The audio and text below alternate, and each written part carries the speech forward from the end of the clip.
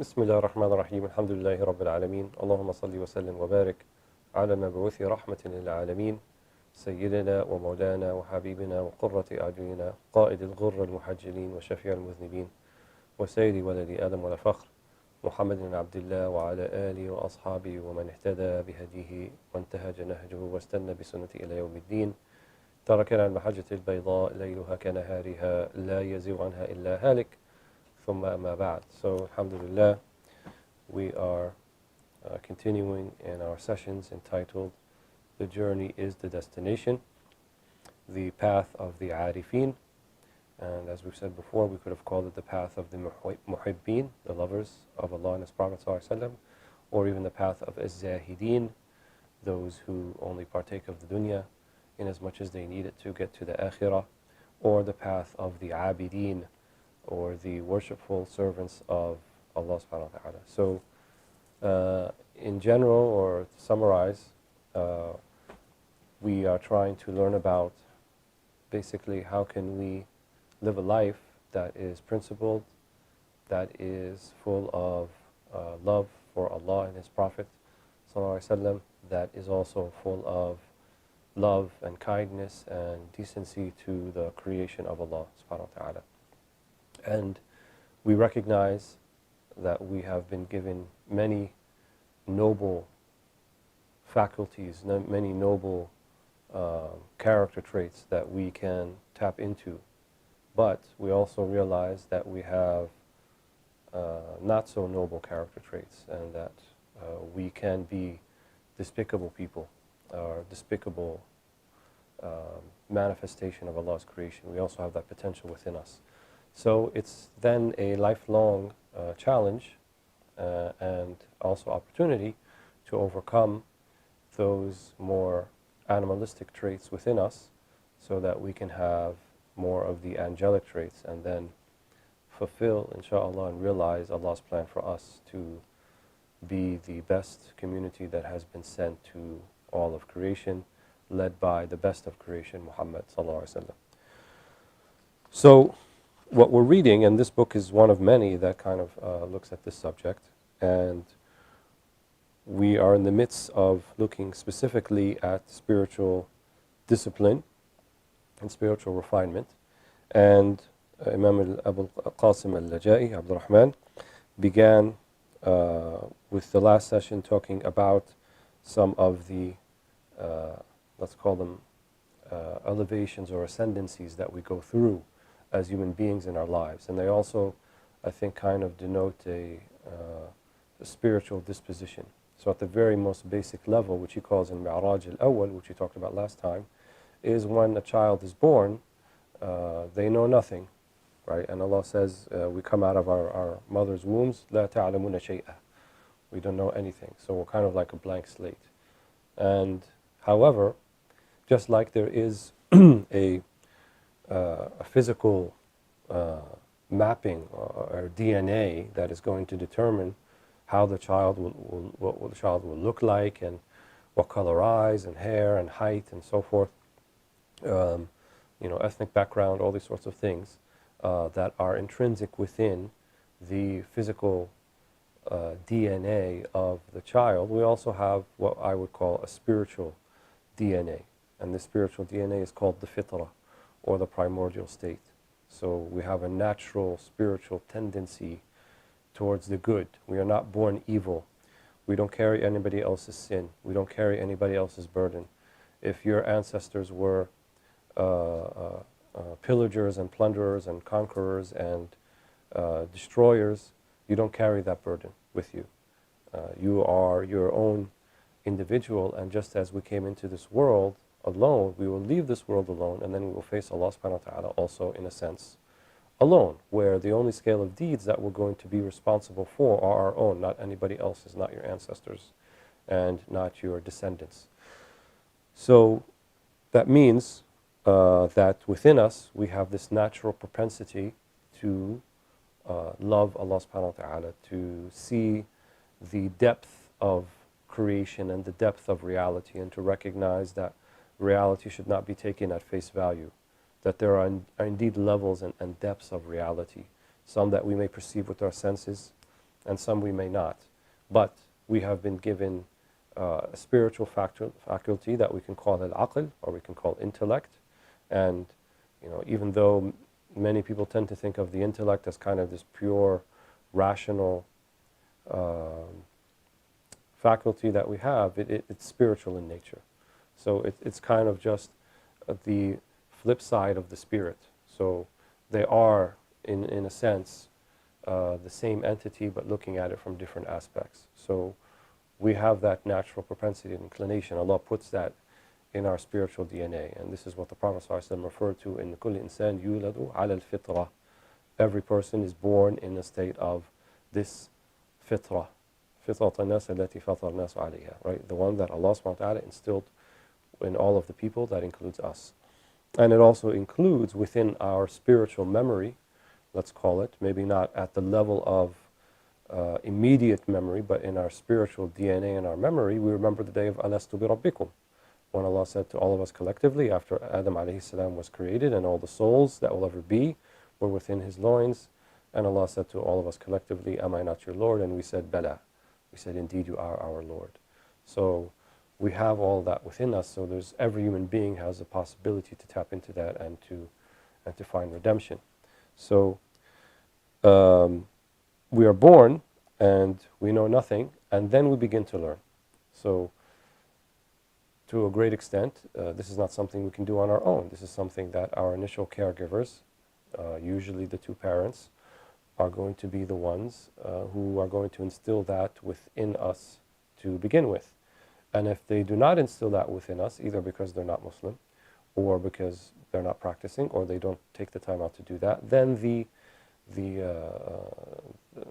burden then is on them, not upon us. And if we go through life and we never have that introduced or instilled within us, then we're not held responsible. But if we do have it, and we do have access to it, and it's shown to us in a clear and defined way so that we know what it is, and we know that it's the truth, then we will find an immediate affinity to it, right? Because it's the fitrah that's saying, no, this is the right thing. You're not actually entering to something that's totally foreign to you and exotic, but rather it is something that's always within you, and it's like coming home. And indeed, anecdotally, many of the people who come into Islam, or people who newly commit or recommit to Islam, this is often what we hear, that they find what they already knew was inside of them, and they're coming home, as it were. So after that, then there is a second mi'raj that he's going to go into, which is the second ascendancy. And then there'll be a third, and then he's going to go into more detail about the third one. So let's look at the second one as he describes it. And those of you who have the text, this is on page 85. So he says, رضي الله عنه وعنا وعنكم ثم يرتقي بعد ذلك إلى امتثال الأمر واجتناب النهي وذلك من شروط معرفة الله اللازمة للعبد لا انفكاك لعبد عن ذلك. وفي هذا المعراج الثاني عجز أكثر من يدعي معرفة الله عز وجل عن الدلجة والعروج من سفل الوقوف مع النفس إلى علو امتثال أمر السيد واجتناب نهيه وموافقة مراده.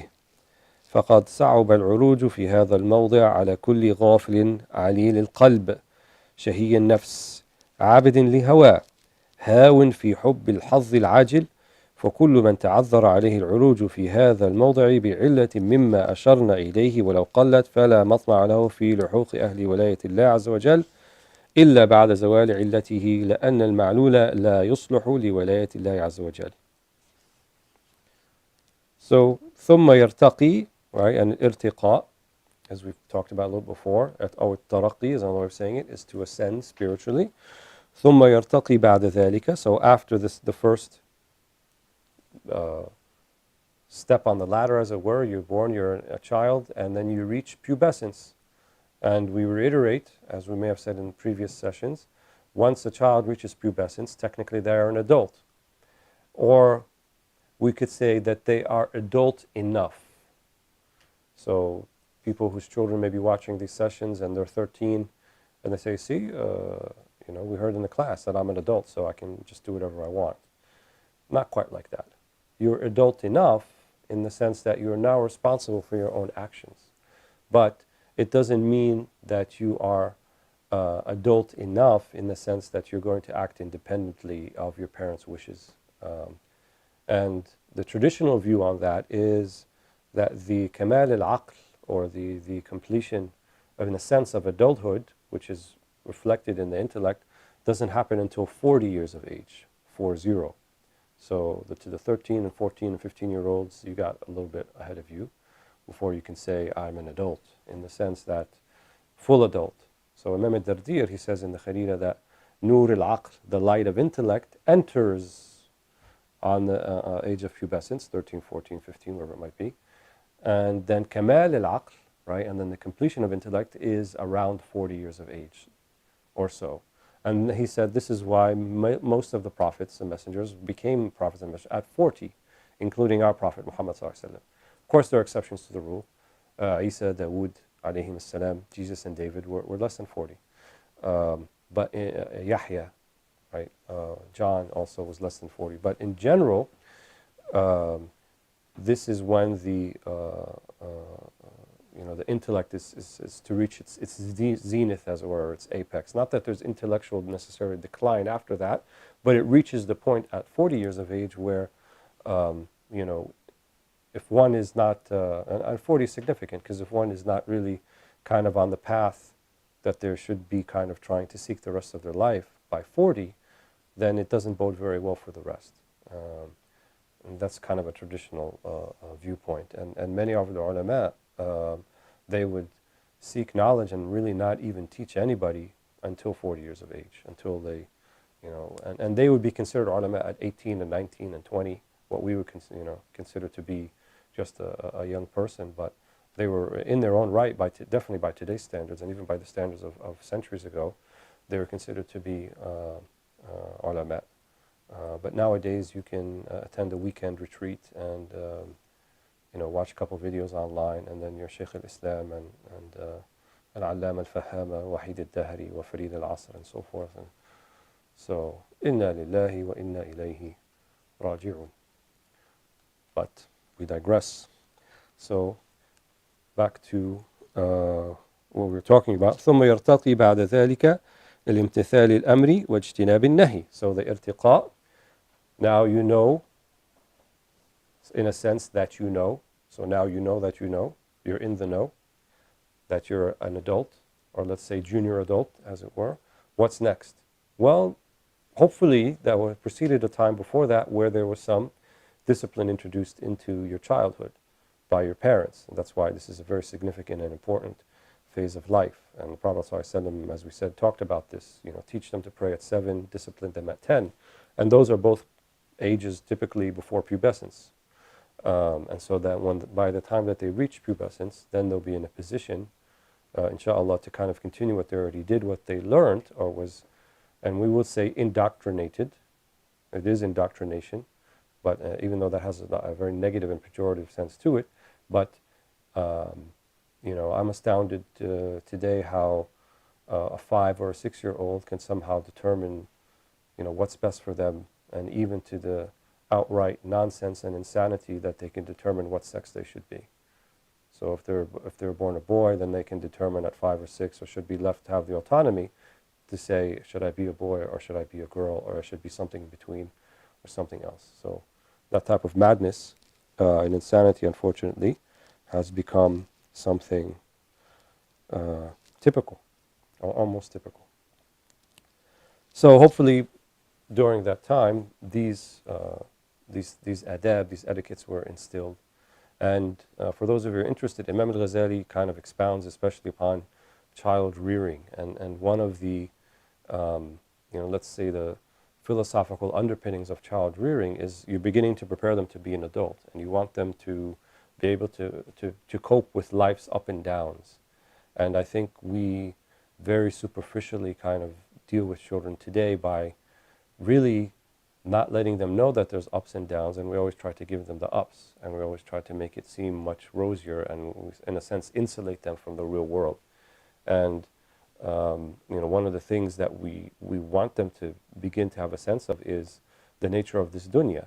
That yes, it's zinat al-hayat al-dunya, al-mal wal-bunun zinat al-hayat al-dunya. that wealth and children, progeny, are the zina. They're the adornment of the world. But the world also can be very cruel, and it could be very challenging and tribulating. And they should learn that it's not something just to take in at one's whim, but one should be judicious and deliberate in the manner by which they partake of the world. And Imam al-Ghazali will say things like, one day out of the week, maybe not give them the finest of foods, right? Give them something that's kind of a little bit, let's say, he says one round loaf of bread and water. We're not saying that, but something that is not necessarily the finest of all things. And even he says their bedding and their circumstances of how they're living shouldn't necessarily be the finest of things. But we live in a very consumer-driven, materialistic society, and so invariably when your child goes and hangs out with someone else's child, and they see they have all these fine things, and they come back home and say, how come we don't have these fine things? And, is it lack of money, or are we less than them, and this sort of thing. So it's very important then that even the spiritual kind of upbringing begins at that young age, that there are things more important than the finer things in life to make it easier. So and then when it comes to pubescence, then it's time to kind of begin to set the rules, in a sense. Here the rules are now for keeps. Before, the rules were just kind of a training, but now in terms of responsibility, you're going to be responsible. It's not just your parents anymore. So that's why he says ثُمَّ يَرْتَقِي, and he says يَرْتَقِي, right? We tend to think of rules as overbearing and limiting, but here it's irtiqa, right? Irtiqa means it's raising you in degrees, because the rules are there to free us from ourselves. It's actually they're there to liberate us from ourselves. They're not there to imprison us. And the ones who sees the rules as an imprisonment is the one who's truly imprisoned, because they're imprisoned by their whims and their shahawat. They're imprisoned by their caprice and by their desires, because they think rules then are somehow limiting them, when in fact it's expanding them. It allows you to tap into your true self, which is your soul, not your lower desires about what you eat and what you drink and all that sort of thing. ثم يرتقي بعد ذلك امتثال الأمر واجتناب النهي. So then you were raised to امتثال الأمر, to following the commands, and اجتناب النهي, and avoiding the prohibitions. And this is how usually they define التقوى. التقوى امتثال الأمر واجتناب النهي. So the insan who is muttaqi, the one who has taqwa, a God awareness or fear or consciousness, whatever you want to translate it as, simply defined as, I would say this is one of the fruits of it, maybe not the definition of it, closer to a result of taqwa is اجتناب النهي وامتثال الأمر. So to follow the commands and avoid the prohibitions. And this is the Sharia. وذلك من شروط معرفة الله اللازمة للعبد لا انفكاك لعبد عن ذلك. And he said this is one of the conditions of knowing Allah subhanahu wa ta'ala, اللازمة, that is necessary for the servant, لا انفكاك لعبد عن ذلك. There's no separation from that. There's no other way. Anyone who thinks they can find another way by following other than the Sunnah, other than the Sharia, to a ma'rifah of Allah subhanahu wa ta'ala is sorely mistaken. And what they're going to arrive at is a ma'rifah of shaitan. Right? The Iblis, سَيُزَيِّنُ لَهُمْ. Right? سَيُصَنَّعُ لَهُمْ. Iblis, la'anahullah, Satan, he will adorn the wrong path and make it look like the right path. And he will adorn sins and transgressions and make them look like the right thing to do. And this began with our father Adam and our mother Eve alayhim salam.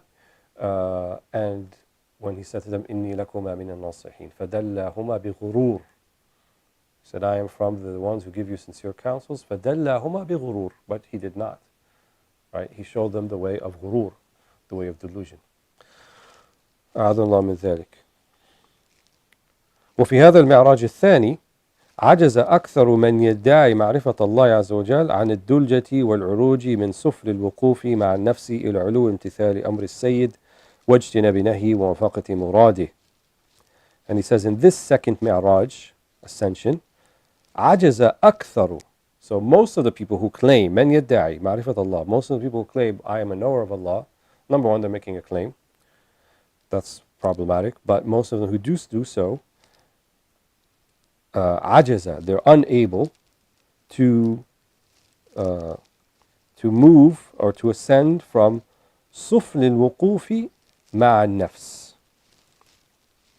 So سفل الوقوف, سفل means from low, a low point. So they're unable to rise up from the wuquf, from being stuck at the level of the nafs, at the level of the ego. The ones who claim, I know Allah subhanahu wa ta'ala. إلى علو امتثال أمر السيد, and to rise up to the ulu, to the heights of following the commands of the master and avoiding his prohibitions, and موافقة مرadihi, and accepting and agreeing with his murad, with his intent, with his will for you, right? And this is what Al-Lajai we have seen has kind of made the third component of ma'rifah. So he talks about the sharia and following the commands and avoiding prohibitions, and he also talks about one's circumstances, and we've seen that throughout, which is to have a acquiescence, a sort of divine contentment with what the divine gives you, الرضا بالقضاء, all right, or a contentment with the divine decree. So he says most of the people who claim this type of ma'rifat, really, they didn't get past this point. They're still kind of at the level of the nafs. فقد صعب العروج في هذا الموضع عن كل غافل عليل القلب. Why? Because it's difficult to move up from the level of the nafs in this particular place, right? To ascend to the second ascendancy. كل غافل عليل القلب. Everyone who is in a state of disremembrance and has a illah, and has a sickness, a malady, a spiritual malady of the heart. Shahiyun nafs. Shahiyun nafs means that nafs is shahiyya, right? That their nafs is the one who's kind of controlling the affair, that they're desirous of things, and they let their desire get the better of them and they go after it. Abidin li hawa, right? And in actuality, someone who's like that is worshipping their own caprice. So that which you love and that which leads you around is that which you worship.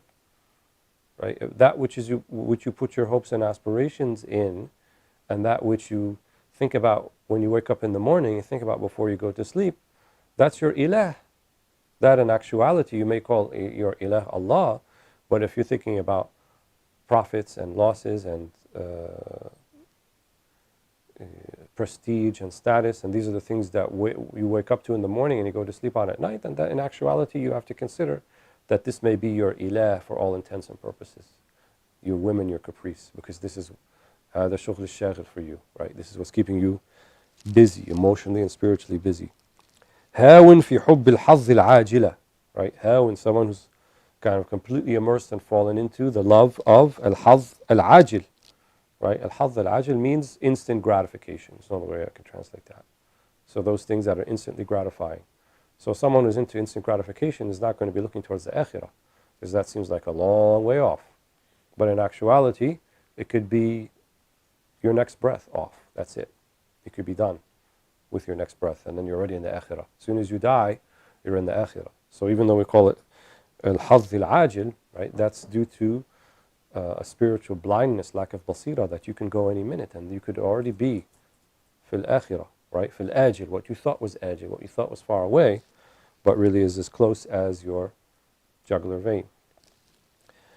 فكل من تعذر عليه العروج في هذا الموضع بعلة مما أشرنا إليه ولو قلت فلا مطمع له في لحوق أهل ولاية الله عز وجل إلا بعد زوال علته لأن المعلول لا يصلح لولاية الله عز وجل. So everybody who is unable to go to this second ascendancy, right, from the nafs to commands and prohibitions, with a illah, with a spiritual malady that he mentioned, love of the dunya, and حب الدنيا رأس كل خطيئة. That's really the main thing. The love of the ajid, the love of the instant and gratifying instantly, this is the main obstacle. And رأس كل خطيئة, it is the fountainhead of all other sins and transgressions. It's being unable to see past your own physical attributes and know that you're a spiritual being and that you're headed for that place where you actually belong, and that you are not of this world, but you're in this world, the material world, and you are actually your true calling is the next world. So you're a spirit in the material world. Not to quote the police, but that's what we are. Anyway, most of you won't understand what I just said, but don't worry about it.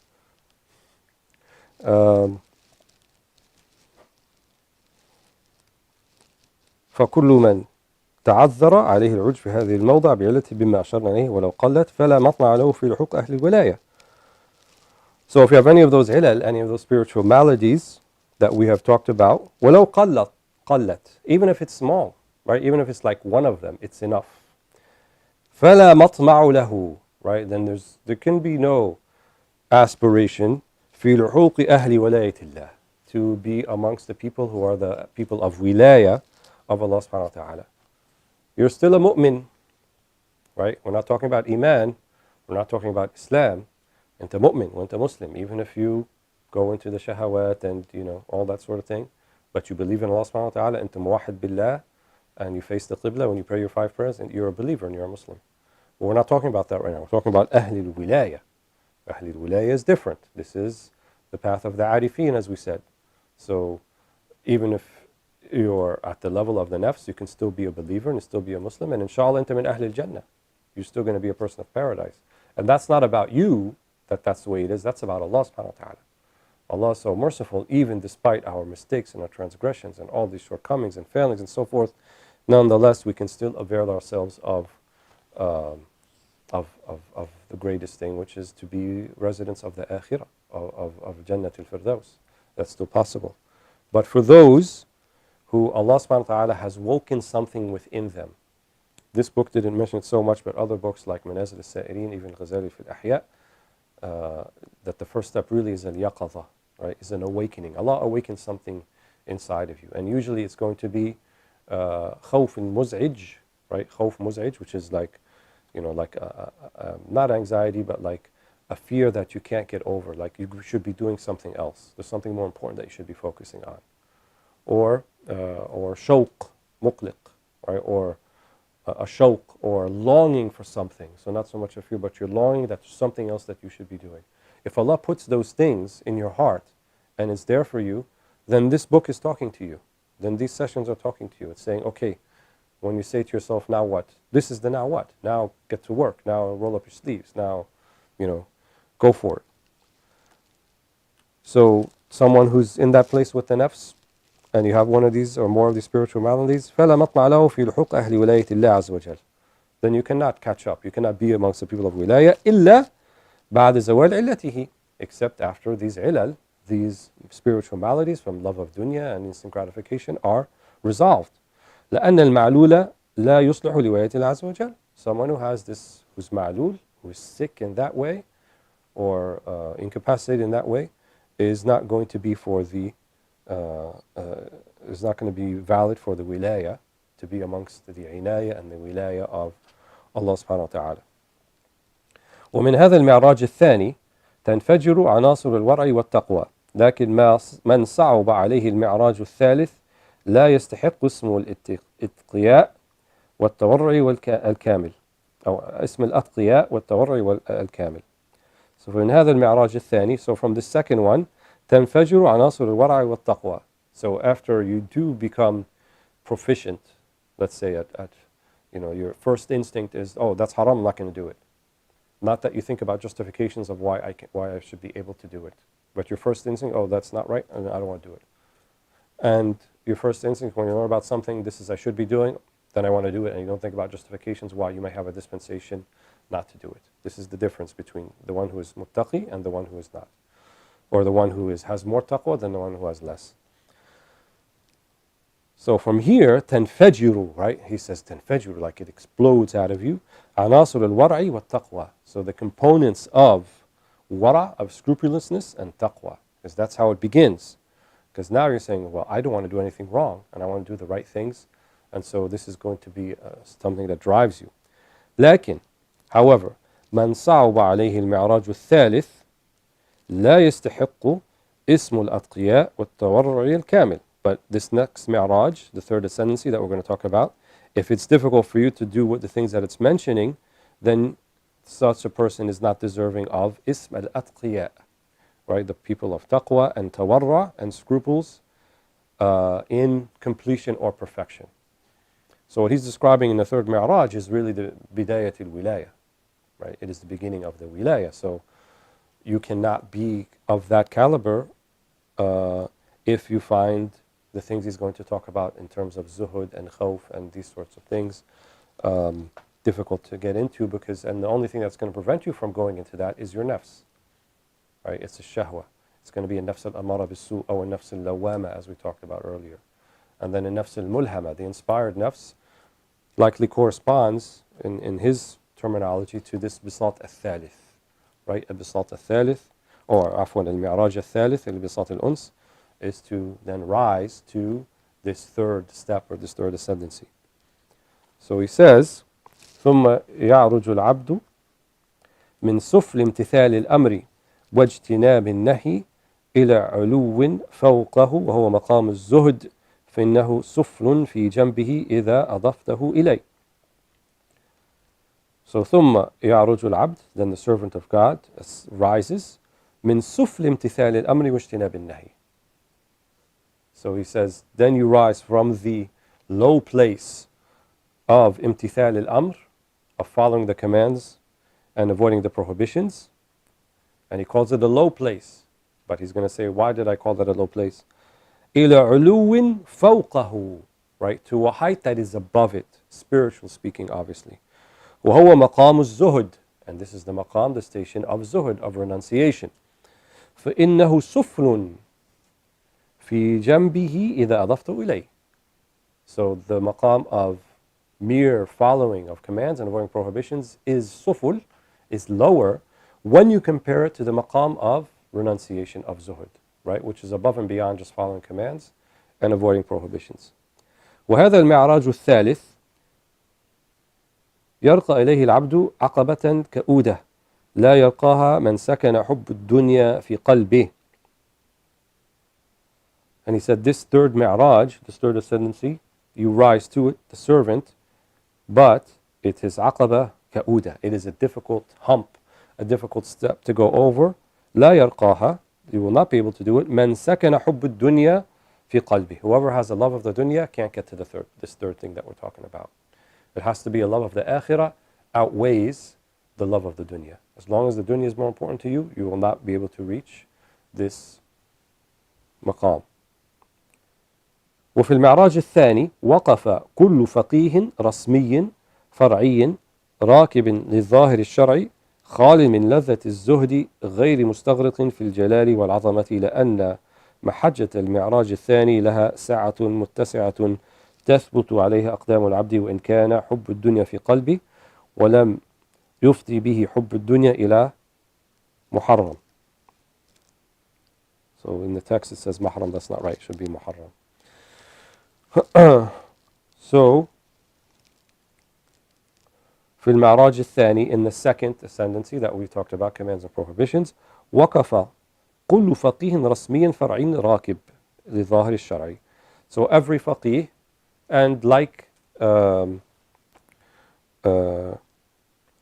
before him, there is here some criticism, even though بالتلميح وليس بالتصريح, right, subtly indicated, of certain types of ulama, or certain types of people who, what he calls a faqih. So he says, في المعراج الثاني وقف كل فقيه رسمي فرعي راكب لظهر الشرع. So every legalist or jurist faqih, rasmi, and right, from a kind of let's not like from a formalistic perspective. So formally, consider this far'i in terms of the furu'a, like halal and haram.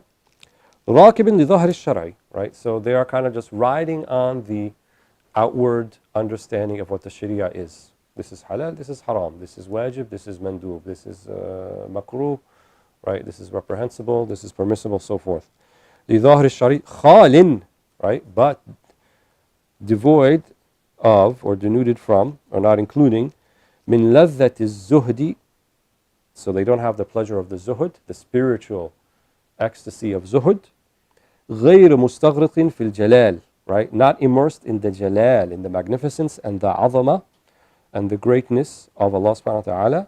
لأن محجة المعراج الثاني لها سعة متسعة Why is that so? He said, because the Mi'raj al-Thani, the second one of command and prohibition, is quite wide and big. There's kind of many levels within it, right? It's not just one level, but it's a kind of big arena. لها ساعة متسعة تثبت عليها أقدام العبد, right? And in it, this is where the feet can be firmly planted initially. وإن كان حب الدنيا في قلبي, and you can still do that even though you have love of the dunya in your heart.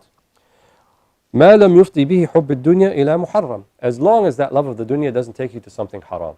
So in other words, you can be at the Ma'raj al-Thani and you can be praying 5 times a day and zakat and fasting and all that sort of thing, and you love tarawih and you like to read the Quran and all those things, and وثابت القدمين, right? And your feet are firmly planted in it, but you may be lacking these other things. لذة الزهد, right? والاستغراق في العظمة والجلال, and to be immersed in the mushahada, or the witnessing of Allah's majesty and of His grace and of His greatness, and something just beyond the do's and don'ts. And notice he emphasized the do's and don'ts. He emphasized the commands and prohibitions. But for many, many Muslims, and in fact even in the way that their da'wah, the way that they invite to Allah subhanahu wa ta'ala, it's more or less predicated on just the do's and don'ts and doesn't go beyond that. And for many that may be appealing, but for many it's not appealing. And for many, we always talk about, or I shouldn't say always, but we talk about the difference between inviting to Islam and inviting to Allah. So you can invite to Islam and say, if you pray 5 times a day and you do the zakat and the fasting and all these things, then, kit wa kit, you'll have all of these things great in the akhirah, and you'll have qusur and hur, and you have all of these things, and it will be really great, and this is the right way to do it. And for many, that's enough. That will be jazb, it will pull them. But for many, it will not. And for many, they may be of the people where the awakening is waiting to happen. This yaqadha we talked about, this inzi'aj, this qalaq, sort of trepidation or anxiety, like I'm not doing what I should be doing, there's something I have a potential to do much more. And they wind up searching most of their lives for it, and some may not find it, right? Unless Allah subhanahu wa ta'ala yassar lahu, Allah facilitates that they come into contact with the principles and meanings of this great deen. And maybe just as important, someone who embodies the principles and morals of this great deen. And the Prophet ﷺ, he did not invite to Islam, he invited to Allah. He invited people to worship Allah subhanahu wa ta'ala wahdahu. And as we can see, over 23 years, the Islam was being gradually introduced. And so even from a da'wah perspective, we want to invite people to Allah. And Abu Hassan al-Shadhli, he also said something similar. He said, من دلك على الدنيا فقد غشك ومن دلك على العمل فقد أتعبك ومن دلك على الله فقد نصحك. He said, whoever leads you or indicates to you the dunya has cheated you, right? Because it's a waste of time. And whoever has led you or indicated to you al-amal, right? In other words, Islam, deeds, praying, fasting, so forth. And I would say mujarrad al-amal, not anything more than that, but just simply that, has tired you out. And whoever has led you to Allah, faqad nasahak. But whoever leads you to Allah, then they have truly given you counsel and advice. Because if your goal is Allah, then there's nothing that you won't do to get to Allah subhanahu wa ta'ala. So the goal is not the ibadat, the goal is not the acts of worship or the ritual acts of worship, the goal is Allah subhanahu wa ta'ala. But they are the means, they are the matiyah, right? They're the mount, the thing that you're going to ride to get to Allah subhanahu wa ta'ala. So it's like saying to someone, so where we're going? The horse. We're going to ride on the horse. Yeah, but where we're going? Don't worry about it. Just ride on the horse. Then you begin to ride on the horse, and you're galloping, and then you're trotting, and you're going along, and you're like, where are we going with all of this? And I'm tired, and my backside hurts, the saddle's not that comfortable. Where is all this heading? فَقَدْ أَتْعَبَكَ, right? They tired you out. But if he said, ride the horse, and I'm going to take you to a place you've never seen before. But that's where we're going. But this is the way we're going to get to it. It's different. So that's what he's saying here about al-faqih al-rasmi al-far'i. So they're looking at ظاهر الشرع without looking at مضمون الشرع or باطن الشرع, the contents of it and the meanings of it behind it.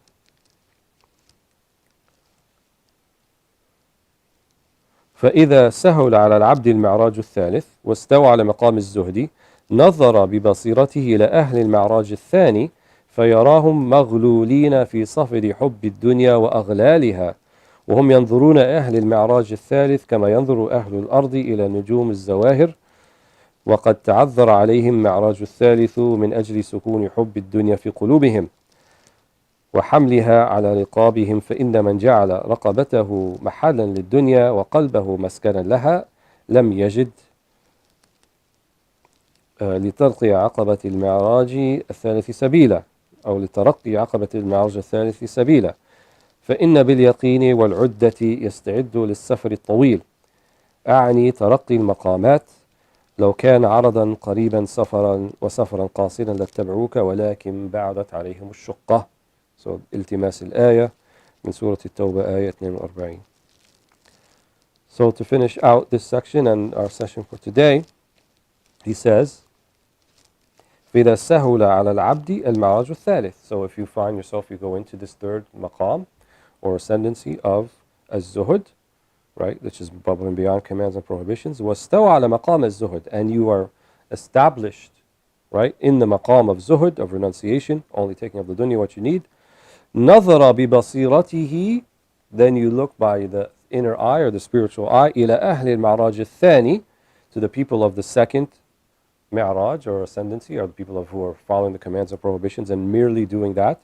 فيراهم مغلولين في صفد حب الدنيا وإغلالها. Then with your spiritual eyes, like you see them, and in fact looking at yourself from before, when you were there, as if you were chained up in the love of the dunya, right, and the chains of the dunya. Because compared to where one is now, that's what it looks like, right? And compared to one is now, that's what it looks like. So it's a relative thing, not an absolute thing. But in an absolute sense, أهل المقام الثاني or المعراج الثاني من أهل الله. The people of the second Ma'raj are from the people of Allah subhanahu wa ta'ala, and inshallah they're from Ahl al-Jannah. But compared to these two, and Allah, as we know, there is a spiritual hierarchy. وَيَرْفَعْ بَعْضُكُمْ فَوْقَ بَعْضٍ دَرَجَاتٍ.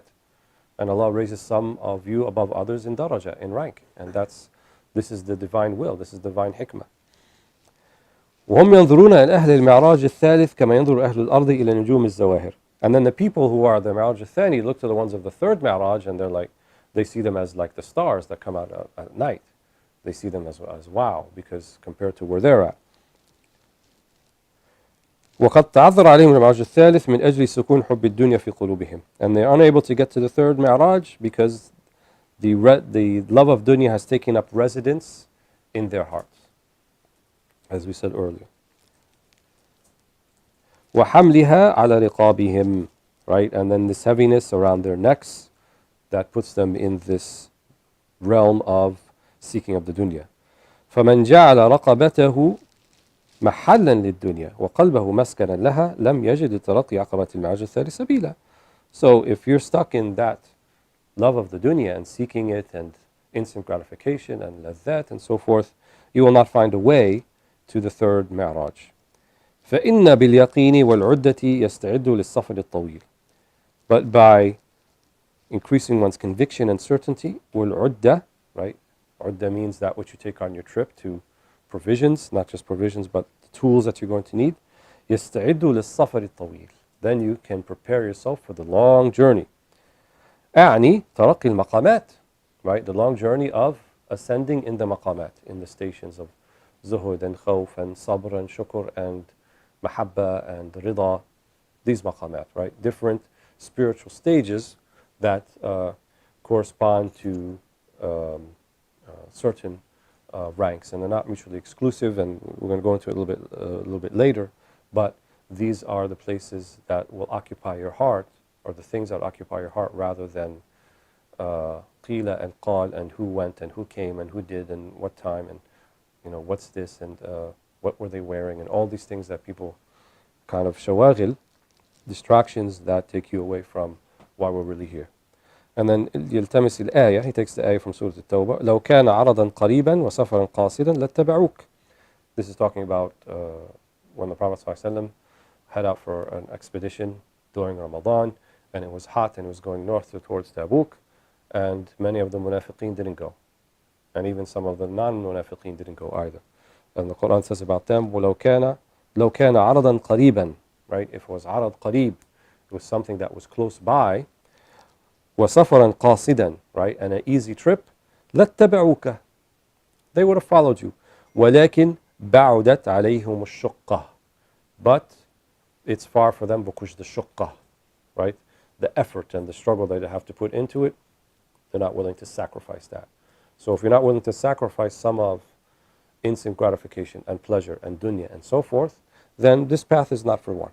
Then it's for other people. And you can be immersed in your dunya, and you can be a worshipful servant, and you can have all those things.